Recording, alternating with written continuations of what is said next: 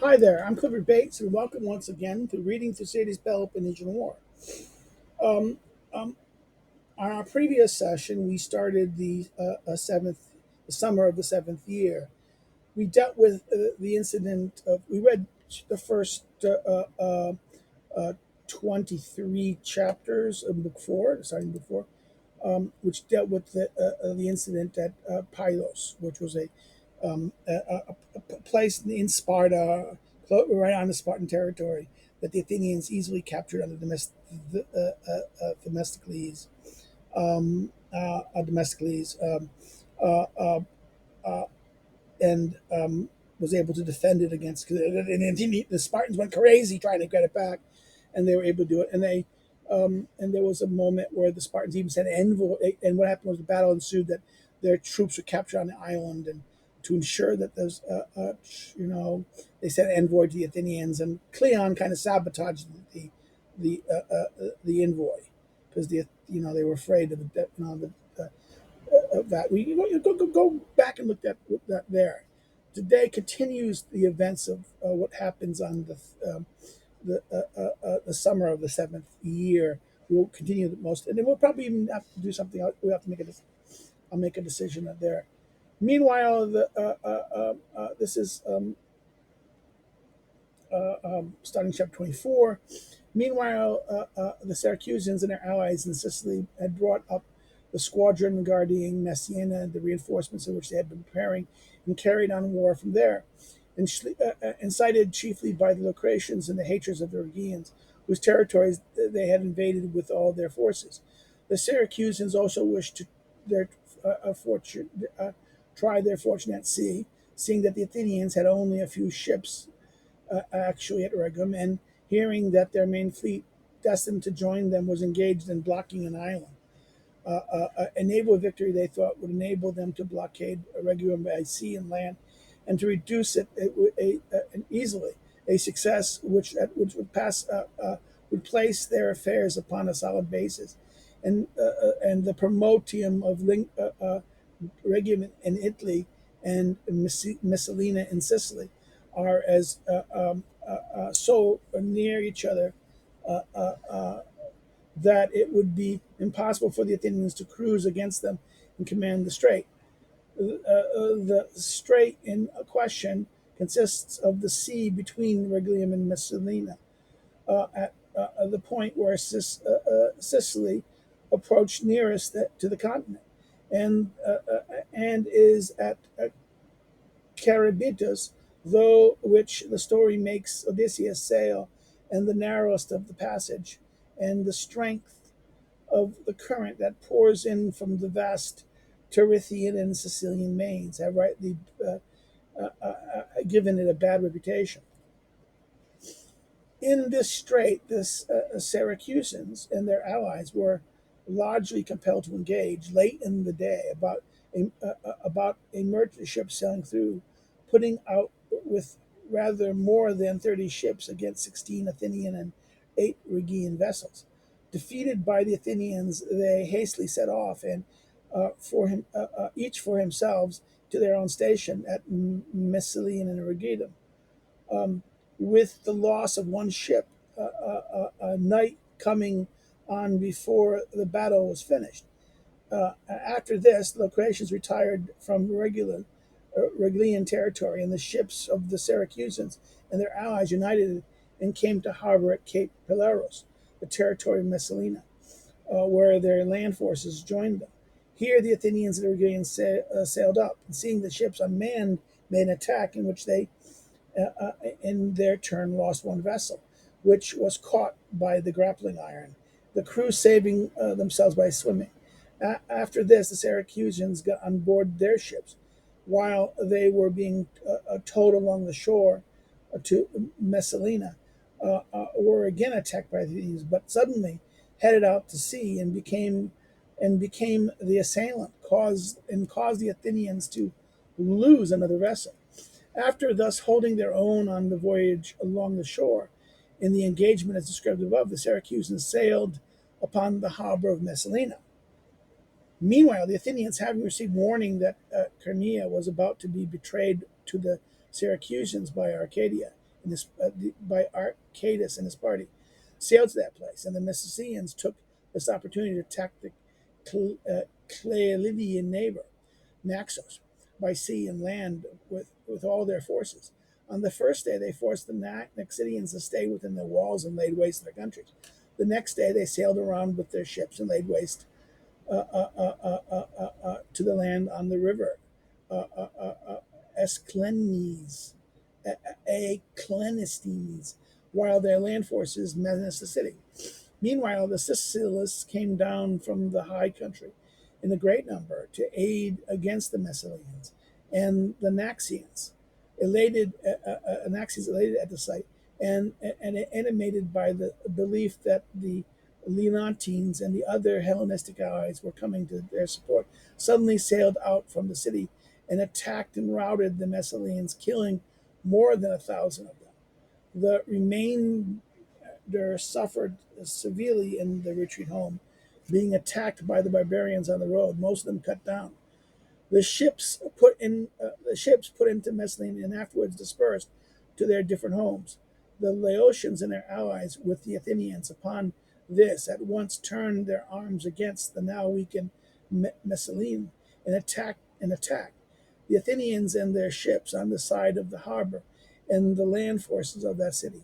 The Messalians, however, sallying out Diomates and some Locrians who had been lifted to garrison the city after the disaster, suddenly attacked and routed most of the Leontine army, killing a great number upon seeing which the Athenians landed from their ships, and falling on the disordered Messalians, chased them back into the city, and setting up a trophy retired to Regula. After this, the Hellenes in Sicily continued to make war on each other by land without the Athenians. Meanwhile, the Athenians at Paros were still sieging the Spartans in the island and Peloponnesian forces on the continent remaining as they were. The blockade was very laborious, and the Athenians, from want of food and water, there was no spring except one citadel in Paros itself, and not a large one, and most of them were obliged to scrape away the gravel on the sea uh, beach and drink such water as they could find. They also suffered from a want of room, being encamped on a narrow space, and there was no anchorage for the ships. Some took their meals on shore and in turn, while the others were anchored at sea. But the greatest discouragement arose from the unexpected long time to reduce the body of men shut up on the desert island to only brackish water to drink, with only brackish water to drink, a matter which they had imagined would take only a few days. In fact, the Spartans had made advertisement for volunteers to carry into the island for flour, wine, and cheese, and any food useful in a siege, paid high prices being offered, and freedom to any of the Helots who would assist in doing so. The Helots, accordingly, were most forward to engage in this risky traffic, putting off from this or that part of the Peloponnesus, running in by day and on the seaward side at night. They were best they were best pleased, however, when they could catch a wind or carry them in. It was more easy to elude the Trimenes on guard when the blew from the seaward, and it became impossible for them to anchor around the island, while the Helots had boats valued at their worth in money, and ran them ashore without caring how they landed, being sure to find soldiers waiting for them in landing places. But all who risked it in fair weather were taken. Strivers also swam in water, under the water, from the harbor, dragging in by cord of skins, poppy seed, mixed with honey, and bruised linseed. At these first escaped notice, but afterwards lookout was kept for them. In short, both sides tried to every possible contrivance, the one to throw in provisions, the other to prevent the introduction. At Athens, meanwhile, the news that the army was in great distress and that the grain found its way to the men in the island caused no small perplexity, and the Athenians began to fear that winter might come upon them and to find them still engaged in the blockade. They saw that the convoying of provisions around the Peloponnese would be impossible, and that the country offered no resources in itself. And even in summer, they could not send enough, around enough.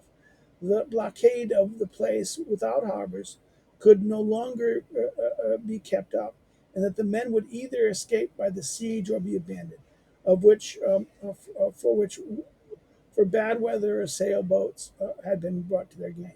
Which caused even more alarm was the attitude of the Spartans, of whom it was thought by the Athenians feel themselves on strong ground not to send them any more envoys, and they began repenting, rejecting the treaty. Cleon, perceiving the disfavor with which he had one regarded for having stood in the way of the convention, now said that their informants did not speak the truth. And upon the messengers recommending that they did not believe them, they send some commissioners to see. Cleon himself, Theaegians were chosen by the Athenians as commissioners. Aware that he would now be obliged either to say he had been what had been already said by the men whom he was slandering, or be proved a liar if he said the contrary. He told the Athenians, whom he saw not to be altogether disinclined for a fresh expedition, that instead of sending commissioners and wasting their time and opportunity, if they believed what was then told them, they ought to sail against the men. And pointing at Nicias, the son of Nicotritus, then general, whom he hated, he tauntingly said that it would be easy if they had men for generals to sail with a force to take those in the island, and that if he himself had been in command, he would have done it.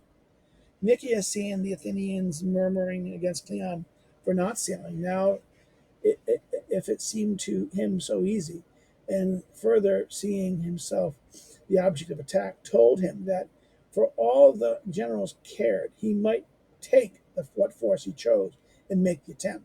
At first, Cleon fancied that this resignation was merely a figure of speech, and that he was ready to go. But finding that it was seriously meant, he drew back and said that Nicias, not he, was general. Now being frightened, and having never supposed that Nicias would go so far as to retire in his favor, Nicias, however, repeated his offer and resigned the command against Pauthos, calling upon the Athenians to witness that he did so. And so the multitude is wont to do. The more Cleon shrank from the expedition and tried to back out of what he said, the more they encouraged Nicias to hand over his command and clamored at Cleon to go. At last, not knowing how to get out of his words, he undertook the expedition and came forward and said that he was not afraid of the Spartans, but would sail without taking anyone from the city except him, the Elemians, the Imbrians, and that were at Athens, and some Pelorists that had come up from Emmaus, and 400 archers from elsewhere. With these and the soldiers at Pelos, he would, within 20 days, either bring the Spartans alive or kill them on the spot. The Athenians could not help laughing at his empty words, while sensible men comforted themselves with the reflection that they must gain in either circumstances. Either they would be rid of Cleon, which they rather hope, or if disappointed in this expectation, would reduce the Spartans.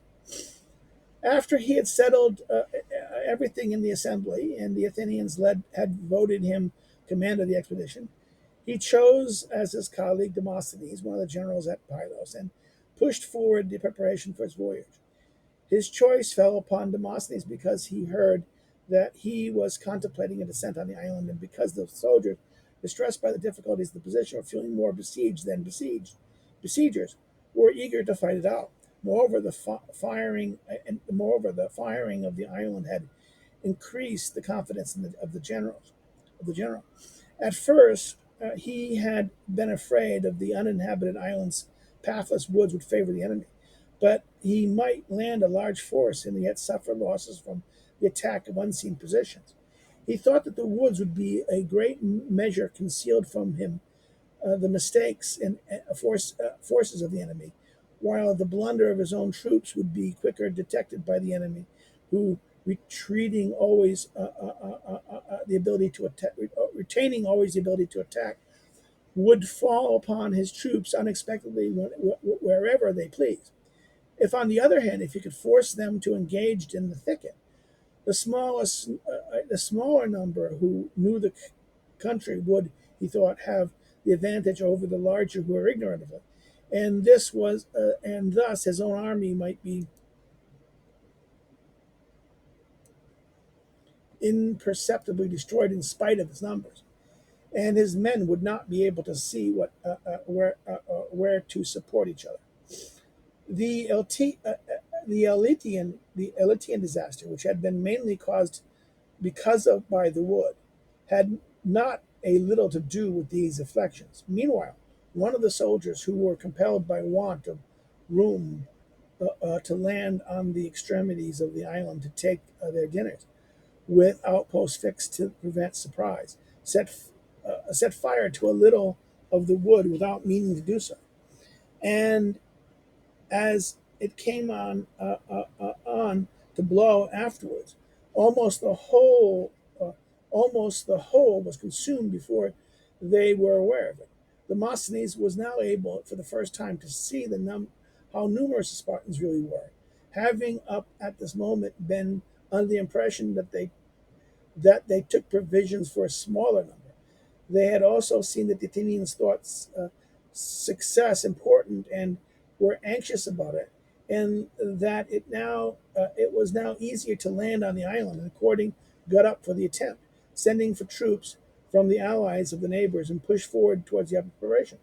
At this moment, Cleon arrived at Palos with the troops and had a task and he asked for and having sent on word that he was coming, the first step taken by the two generals after their meeting was to send a herald to the camp on the mainland to ask if they were disposed to avoid all risk, and ordered the men on the island to surrender themselves and their arms to be kept in gentle custody until the general settlement could be concluded. On the rejection of this proposition, the generals let one day pass, and the next day, embarking all their hoplites on board a few ships, put out by night, and a little before dawn landed on both sides of the island, from this open sea and from the harbor, being about 800 strong, and advanced with the run against the first post on the island. The enemy has distributed his force follows the first post, where they had 30 hoplites, the center and the most level part, where the water was held by the main body and by Epictetus, their commander, while the small party guarded the very end of the island towards Pythos, while the precipitous, which was precipitous on the seaside and was very difficult to attack from land, where there was also a sort of old fort of stones rudely put together, which they thought might be useful to them in case should they be forced to retreat. Such was the disposition. The advanced post thus attacked by the Athenians was at once put to the sword. The men, being scarcely out of bed and alarming, the landing having been taken by surprise, and they fancied the ships were only sailing as usual to their stations at night. As soon as day broke, the rest of the army landed, that is to say, all the crews of rather more than 70 ships, except the lowest rank of oars and the arms they carried, 800 archers and as many pillars. The Messalian reinforcements and the other troops on duty round Palos, except the garrison of the fort. The tactics of Demosthenes had driven them into companies of 200, more or less, and made them occupy the highest points in order to paralyze the enemy by surrounding him on every side. By refusing to engage closely, the Athenians would leave him without any tangible adversary and expose him to the crossfire of their host, piled by those in the rear as he attacked in front, and by those in the flank as he moved against those on the other. In short, Wherever he went, he would have assailants behind him, and those lightly armed attackers would prove the most difficult to deal with. Their arrows, darts, stones, and slings making them formidable at a distance, and there being no means of getting at them at close quarters, as they would flee if pursued. And the moment their pursuers turned, they would attack. They would be upon him. Such was the idea. Demosthenes he had in the first place, and he was planning the landing so that he arranged his execution. Meanwhile, the main body of the troops on the island under Epictetus, seeing their outposts cut off and an army advancing against them, settled their ranks and pressed forward to close with the Athenians' hoplites in the front, the light troops being on their flanks and the rear. However, they were not able to engage or to profit from their superior skill, the light troops keeping them in check on either side with missiles, and the hoplites remaining stationary instead of advancing to meet them. And although they routed the lighter troops whenever they ran up and approached too closely, yet they, uh, they retreated fighting, being lightly equipped and easily getting away in the fight. For the difficulty and rugged nature of the ground in the island hitherto inhabited, over which the Spartans could not pursue them in their heavy armor. After this skirmishing had lasted a little while, the Spartans became unable to dash out with the same rapidity they had once upon points attacked, and the light troops, finding that they now fought with less vigor, became more confident. They could see with their own eyes that they had many times more numerous than the enemy. They were now more familiar with his aspects and found him less terrible. And the event not having justified their apprehensions, which they had suffered when they first landed in slavish dismay at the idea of attacking Spartans, and accordingly their fear changing to disdain. Now they rushed upon them all together with loud shouts and pelted them with stones, darts, and arrows, whereon they whether first whichever came first to hand. The shouting accompanied on their onset, confounding the Spartans accustomed to this mode of fighting. Dust rose from the newly burnt woods, and it was impossible to see in front of which, with the arrows and stones flying through the clouds of dust from the hands of the numerous assailants. The Spartans had now to sustain a difficult conflict. Their cap could not keep out the arrows, and the darts had broken off in the bodies of the wounded. They themselves were unable to retaliate and prevented from using their eyes to seeing what was before them, and unable to hear the words of command for a hubbub raised by the enemy. Danger accompanied them on every side, and they had no hope of any means of defense or safety.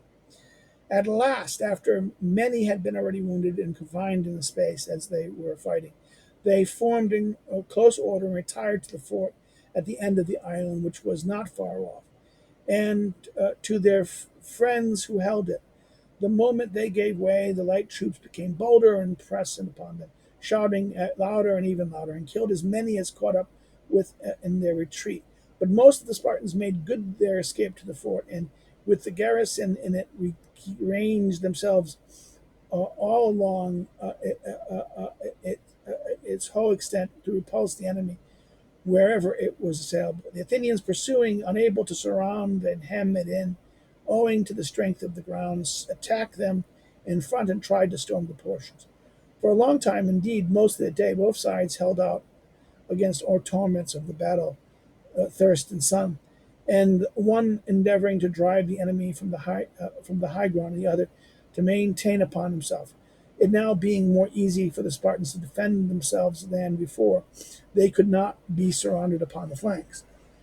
The struggle began to seem endless, when the commander of the Messians came to Cleon and Demosthenes and told them that they were wasting their efforts, but if they would give him some archers and light troops to go around to enemy rear, by the way he would undertake to find, as he thought he could force the approach.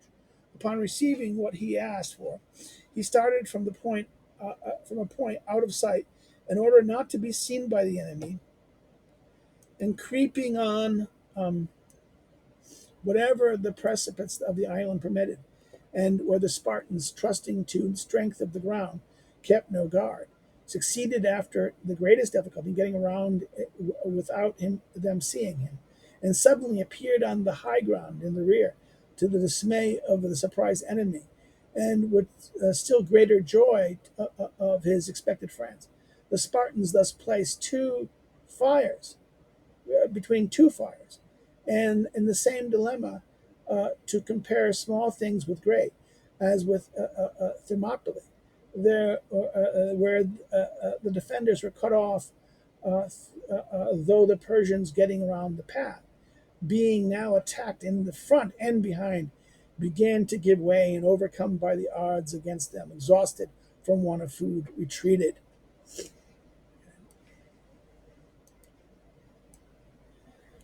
37, the Athenians were already masters of the approach when Cleon and the Demosthenes, perceiving that the enemy, should he give way to a single step further, would be destroyed by their soldiery, put a stop to the battle and held their men back. Their wishing to take the Spartan alive to Athens in hope that their stubbornness might relax on hearing the offers of the terms, that they might surrender and yield to the present overwhelming danger. The proclamation was made to determine whether they would surrender themselves and their arms to the Athenians or to be dealt with at their discretion. The Spartans heard this offer. Most of them lowered their shields and waved their hands to show they accepted it. Hostilities now ceased, and a parley was held between Cleon and Demosthenes and Cephan, son of Praxis, and the other side. Since Epidaeus, the first of the preceding commanders, had been killed, and Hippocrates, the next command, left for dead among the slain, though still alive. And thus the command had devolved upon Stephan, according to the law, in case that if anything happened to his superior. Stephan and his companions said they wished to send a herald to the Spartans on the mainland to know what they should do. The Athenians would not let any of them go, but themselves called for heralds for the mainland. And after questions had been carried back and forth 2 or 3 times, the last man that pressed over from the Spartans on the continent brought this message: Spartans bid you to decide for yourselves, so long as you do nothing dishonorable. Upon which, the consulting together, they surrendered themselves and their arms. The Athenians, after guarding them day and night, and next morning set up a trophy on the island and got ready to sail, giving the prisoners in batches to be guarded by the captains of the Tramians. And the Spartans held a herald and took the dead.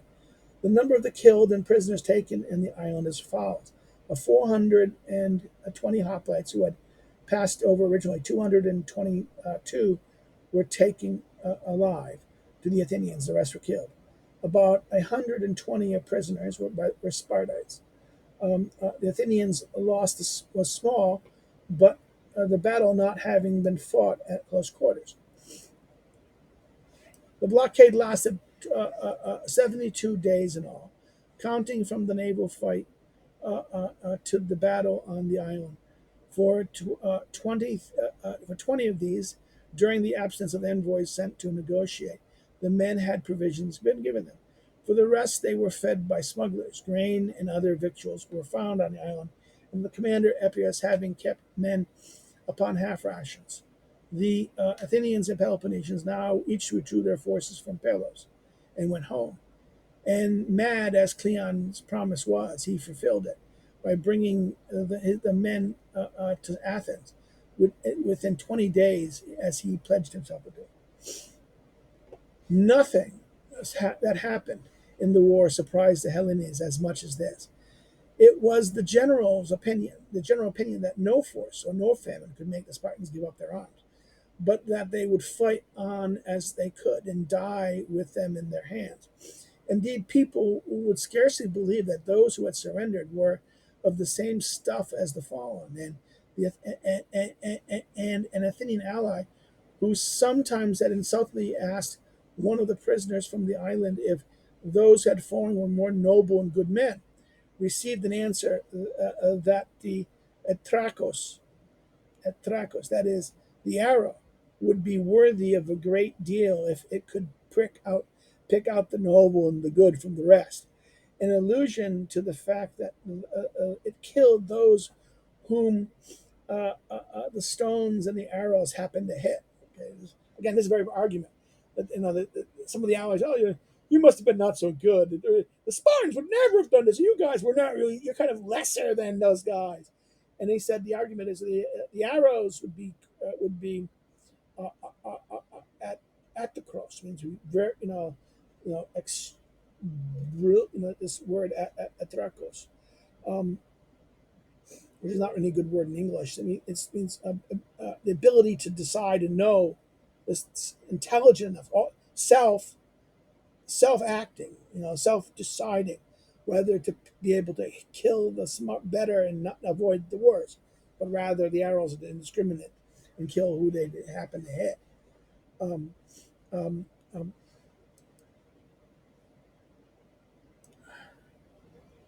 Upon the arrival of the men in Athens, determined to keep them in prison until the peace, and if the Peloponnesians invaded their country in the interval, to bring them out and to put them to death.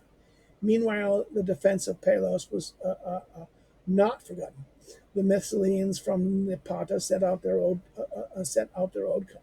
their own country, to which Palos formerly belonged, some of the most suitable of their number, and began a series of incursions into Laconia, of which common dialect rendered the most destructive. The Spartans, hitherto without experience of incursion of a war affair of this kind, finding the Helots deserting and fearing the march of the revolution, a march of revolution in their country, began to be seriously uneasy, in spite of their unwillingness to betray this to the Athenians, began to send envoys to Athens and tried to recover Pelos and the prisoners. And the Athenians, however, kept grasping at more, dismissing envoys after envoy without having effected anything. Such was the history of the affairs of Pythos. Okay.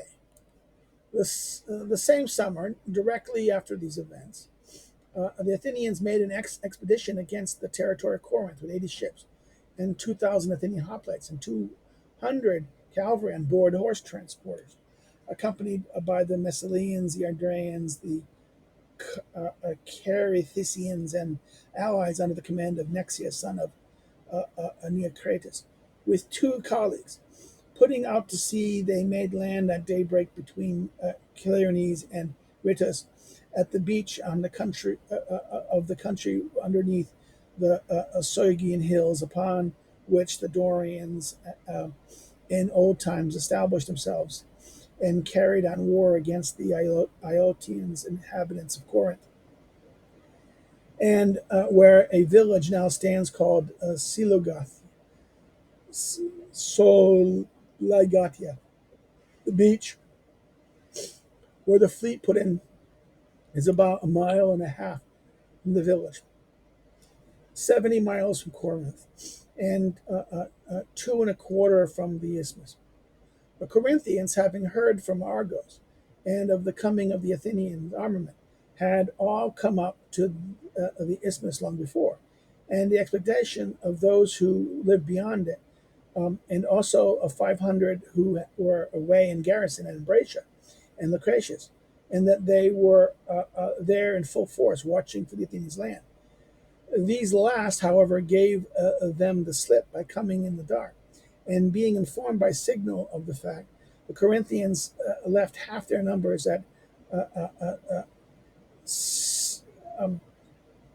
Cenchreae in case the Athenians should go against Crimimum, and marched all in haste to the rescue. Battus, one of the two generals present at the action, went with a company to defend the village of Sogria, which was unfortified. Lycophon remaining to give battle with the rest. The Corinthians first attacked the right wing of the Athenians, which had just landed in front of Cleonastine, and afterwards the rest of the army. The battle was an obstinate one, and fought throughout hand to hand. The right wings of the Athenians and the Carystians, who had been placed at the end of the line received and with some difficulty repulsed the Corinthians, who whereupon retreated to the wall upon resting ground to a wall upon a resting ground behind, and throwing down the stones upon them, came on again, singing the penny and being received by the Athenians, were again engaged in close quarters. At this moment, the Corinthian company, having come to the relief of the left wing, routed and pursued to the Athenian right to the sea, whence they were in turn driven back by the Athenians and the Croatians from the ships. Meanwhile, the rest of the army on either side fought tenaciously, except especially the right wing of the Corinthians, where Lycophon sustained the attack on the Athenian left, which it was feared might attempt the village of Stoigoia. After holding on as long for a long while without either giving way, the Athenians, aided by their horse, of which the enemy had none, at the length routed the Corinthians, who retired to the hill and halted, remaining there quiet there, without coming down again. It was in this rout of the right wing that they had the most killed, Lycophon, their general, being among the number. The rest of the army, broken and put to flight in this way, without being properly seriously pursued or hurried, retired to the high ground where they took up its position. The Athenians, finding that the enemy no longer offered to engage them, stripped the dead and took up their own, and immediately set up a trophy. Meanwhile, half of the Corinthians left at Cratia to guard against the Athenians sailing on Cremon, although unable to see the battle for Mount or Ilion, found out what was going on by the dust and hurried to the rescue, as did also the older Corinthians from the city, upon discovering what had occurred. The Athenians, seeing all coming against them, thinking that they were reinforcements from the neighboring Peloponnesians, drew in haste to their ships, with the spoils and their own dead, except two they had left behind, not being able to find them, and going aboard, crossed over to the island opposite, and there hence sent a herald to look upon under truce the bodies which had been left behind. 212 Corinthians fell in the battle, and rather less than 50. Weighing from the island, the Athenians sailed on the same day to Cremon in the Corinthian territory, about 13 miles from the city, and coming to anchor, laid waste to the country, and passed the night there. The next day, the first coasting along the territory of Epidaurus and making descent there, they came to Methina, between Epidaurus and Trozen, and drew a wall across the fortified and fortified the isthmus of the peninsula, and left the posts there, from which incursions were henceforth made upon the country of Trozen, Hitlia, and Euripides. After walling off this spot, the fleet sailed off home. While these events were going on, Eurydaemon and Sophocles had put to sea with the Athenian fleet from Peros, on their way to Sicily, arriving at Croatia, joined the townsmen in an expedition against the party established in the mountains, who, as I have mentioned, had crossed over after the revolution and became masters of the country, to the great hurt of the inhabitants.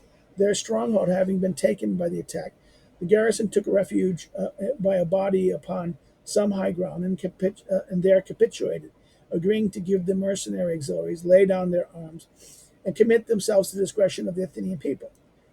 The generals carried them across under the truce to the island of Pericles, and kept them in custody until they could be sent to Athens, upon the understanding, if any were caught running away, all would lose the benefit of the treaty. Meanwhile, the leaders of the Croatian commons, afraid that the Athenians might spare the lives of the prisoners, held recourse to the following stratagem. They gained over a few men on the island by secretly sending friends with instructions to provide them with a boat and tell them if, for their own sakes, they had better escape as quickly as possible, as the Athenian generals were going to give them to the Croatian people.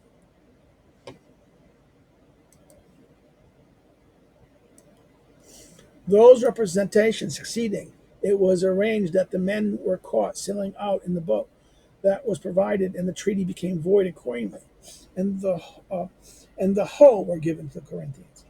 For this result, the Athenian generals were in a great measure responsible for their evident disinclination to sail for Sicily, and thus to leave to others the honors of conducting the men of Athens, encouraged the intrigues in their design and seemed to affirm the truth of their representation. The prisoners thus handed over were shut up by the Corinthians in a large building, and afterwards taken out by their twenties and led past to a line of hoplites, who, one on each side, being bound together and beaten and stabbed by the men in the line whenever they saw pass any personal enemy, while men carrying whips went by their sides and hastened on the road those who walked too slowly. As many as 60 of them were taken out and killed this way, without the knowledge of their friends in the building, who fancied they were being moved to one prison to another. At last, however, someone opened their eyes to the truth, upon which, calling upon the Athenians to kill them themselves, as it was their pleasure, and refused any longer to go out of the building. They said they would all do, that they would do all they could to prevent anyone coming in. The Croatians, not wishing themselves to fortify the passage to the door, got up top of the building, and breaking through the roof, threw down the titles and let fly the arrows from them, from which the prisoners sheltered themselves as well as they could.